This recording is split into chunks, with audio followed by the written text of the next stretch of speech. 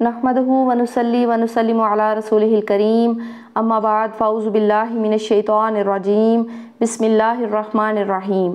अस्सलामु अलैकुम व रहमतुल्लाहि व बरकातुहू। शुगर का रूहानी इलाज।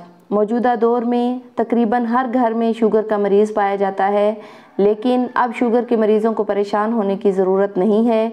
कुरान पाक में अल्लाह रब्बुल इज़्ज़त ने इसका इलाज रखा है। तो आइए आयत को पढ़ते हैं।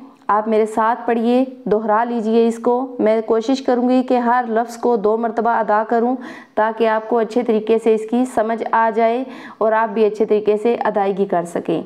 बिस्मिल्लाहिर्रहमानिर्रहीम।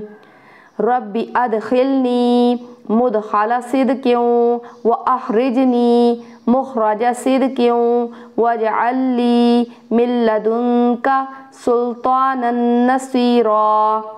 रब्बी अदखिलनी मुदखला सिद्क़िन व अखरिजनी मुखरज सिद्क़िन वजअल्ली मिन लदुनका सुल्तानन नसीरा।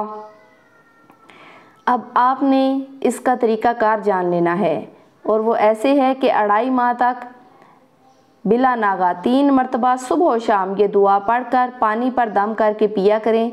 इंशाअल्लाह अल्लाह रब्बुल इज़्ज़त ने चाहा तो शुगर का मर्ज़ जाता रहेगा।